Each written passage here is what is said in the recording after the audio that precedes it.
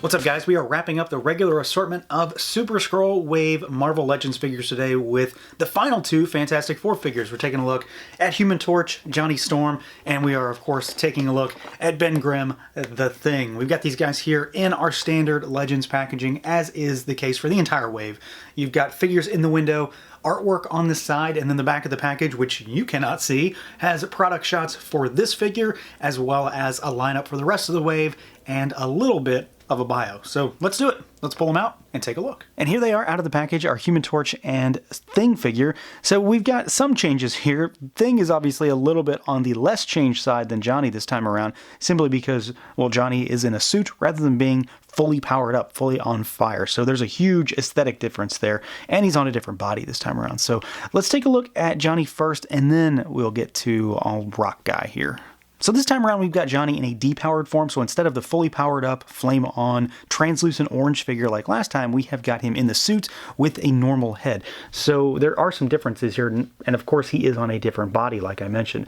So he's got a head that can look up a decent bit, he can look down really far, rotate side to side, arms go out at the shoulder, they rotate, you've got a butterfly joint, you've got a bicep swivel, double jointed elbows, you've got hinges and rotation at the wrist, and you've got an ab crunch pretty far both ways. You've got a waist twist, legs go out, they kick forward more than 90 degrees, backwards a good bit. You've got a thigh cut, double jointed knees, you got your boot cut, shin swivel, and then you've got rocker and hinges down at those ankles. So he moves really well. He's on like the Sunfire kind of body, so he's really agile. It helps to get him into maybe some more flight style poses as well, with his arms being able to move forward and backward, and it just works a little bit better than whatever the Bucky Cat body that previous figure was on. Of course, for my money, one of the big reasons why you would want to get this figure is because he's not powered up. So you've got a more consistent look with Reed and Sue in particular, and I just like the idea of having two different versions of Johnny that aren't both on fire. They would have given him just a slightly different color scheme, and that wouldn't have been enough. I like the idea of them going back and saying people did want a depowered version previously, because there were a lot of folks that wanted at least a regular head to begin with. So we do have that. You can sort of swap the heads between the two bodies, but they're not the same body, so the peg sizes are different. This head will go on the other body easier than the flame on head will go on this body. Otherwise, though, I like this figure. I have only one real gripe. I do have a paint splotch. I've got some blue on his wrist here, but he's wearing the same kind of suit that Sue and Reed have worn, and what I've already shown previously. So you've got basically the inverted colors, mostly black, and then you've got blue accents for like a belt strap, you've got the boots, you've got the lines that run down the back and on the triceps, and then the kind of knuckle pattern that you've got on the hands. I do have a little bit of a sloppier 4 this time around than compared to those other two figures, but it's really minimal. It's really just one little nick in the actual spot itself. Otherwise, though, he's on a better body, he looks good, and he has that same consistent feel that the rest of the figures have, but obviously he's more important when it comes to what's going on up top. And I don't know if I'm just seeing things or not, but when I look at that older head, I could swear that this new one is a retool of that head.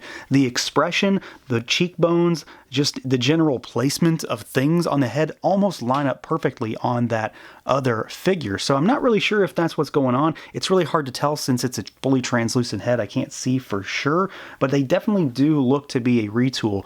You know, maybe remove the flame hair and then you pop this hair on, because it's definitely a separate piece. But I like it. It gives me a pretty Johnny Storm-esque look. Paint is really crisp and clean. There's a little bit of a wash in the hair too, in line with the more updated face paint applications that we saw on Sue and Reed. So it's just a good, consistent look across the figures, and I get a very Johnny Storm look out of this.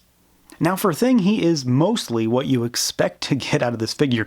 There was no chance we were going to get a fully retooled figure. So what they did was they slapped on a little bit of a different belt here. We've got just a change up from the trunks area, and then you've got a new coat of paint and a new head this time around. So we've got, as far as articulation goes, the same stuff we saw with that Walgreens figure. He can look up, he can look down, he can rotate side to side. The arms go out at the shoulder and then they rotate. You've got a single rotating elbow, and then you've got hinges and rotation at the wrist. He's got a diaphragm cut, so he goes backwards a little bit, he goes forward, side to side, and then he rotates up there. He's also rotating at the waist. Legs go out pretty far. They kick forward about 90 degrees. They kick backward a little bit. You do have a thigh cut in here, although mine is really, really tight, so it's been sticking quite a bit. You've got double jointed knees, which go pretty far back for such big rocky legs. And then you've got rocker and you've got hinges down at those ankles. No boot cut, of course, because of just the style of leg that we've got going on. So if you've messed around with that Walgreens figure, you know exactly what you're getting out of the box here. But again, one of the big differences with every figure as far as the core Fantastic Four team goes this time around is just the overall look. So this is basically the exact same figure, but you do have a few little changes. So of course, paint around the crotch area on the trunks. You've got this different belt, which I do think is pretty cool. It's a free floating piece. It's not connected to him or anything, but it's pretty snug on there, and it's got a nicely painted medallion for the 4 down there. He is the exact same body from the neck down. There's nothing different there. It's all that same craggy, rocky texture, but they've given him a different paint scheme. Instead of being fully weathered and instead of being, kind of covered in a wash from head to toe, this time he's just got these kind of splotches, which make it look like he's being kind of maybe cast in light in some respect. At least that's how I'm taking it.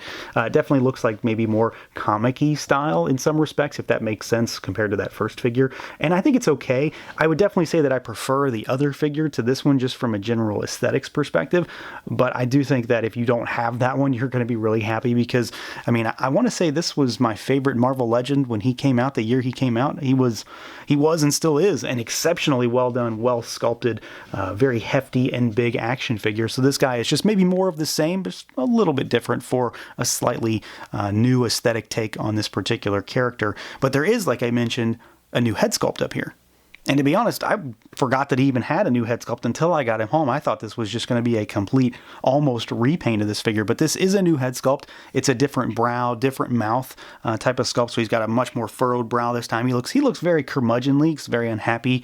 Very much like a Ben Grimm type of look. And then you've got some deep-seated eyes. I do think the eyes maybe stand out a little too much. I think they look kind of almost cartoony in some respects. So they really kind of jump out as maybe not meshing with the rest of the design. But I do think the head sculpt is just as cool as the other one. They're just different things. They're very, very similar. They're not too terribly far apart. But I do like the paint applications on the face in particular, I think work really well with the kind of casting the light, that idea that I think they're going for here. Now, as far as accessories goes, only one of these figures actually comes with anything. Thing does not come with any accessories at all. He comes with no interchangeable parts, which is definitely a bit of a bummer. It's not a huge thing, but the original one does, so there's kind of a little bit missing there. But we do have some accessories for Human Torch, for Johnny here. So you've got the same hands that we had with the Walgreens figure for the all flame on version. So you've got an open palm hand, and then you've got a fist hand, and they've got kind of flames coming off. The flames do hinder articulation because you can't really bend them backwards because the flames hit the wrists. But I'll take translucent hands over slightly limited articulation. And then you've got some flame. Well, these are more like energy projection effects, but we've got like the ones that wrap around the wrist here, like Magic and Scarlet Witch. They're the same kind of things roughly. So you've got a couple things just to change them up. So just like the other figures in this wave, you've got a way to show off his powers despite the fact that he's in kind of a depowered version. And why not? Let's do a quick comparison here. Despite the fact there's really not a lot to compare against with these two, because, it's obvious. There's not really anything similar about them. They use different bodies. They have an entirely different theme, color palette, everything. But it's nice to get both in terms of being able to kind of to have two different versions of one character, depending on how you want to use them in your display. And then you've got the Walgreens thing, and you've got the new thing over here. And they're still quite similar, but they are, of course, different. This guy comes with extra hands. He doesn't have the belt. He has the wash. He has the more light being cast on him, kind of sheen paint job that they're going for. And then they have different head sculpts. They just kind of fill, again, different instances of this particular character. And they're quite different when you get them next to each other. I just completely forgot that this guy had a new head until I saw him. So there you go. Not a lot to compare against, not a lot to see, but definitely worth taking a look at. So overall, these are pretty solid figures. It's more of the same. Like, these figures are things we have had before, and yet they're doing enough to them to make me be very interested in them. I would say that Thing is probably the one that has the least interest for me, just because of the fact that he is so similar. There's not a whole lot to his aesthetic that's really that apparent to me at first glance. The rest of the figures are obviously quite different just with what they gave us, but Thing is still a fantastic figure, and I really like the fact that we can have Johnny in a suit now, despite the fact that it's not a classic Fantastic Four suit. It's nice to have a depowered version, throw a few effects on him to give him a slightly different look than having a fully on fire character at all time. So yeah, again, more of the same stuff, but done up just enough to make it much more worthwhile than I had really expected these to be. So that's going to do it for this look at the Marvel Legends Human Torch and Thing figures. Let me know what you guys think. Feel free to like, comment, subscribe, and share, and until next time.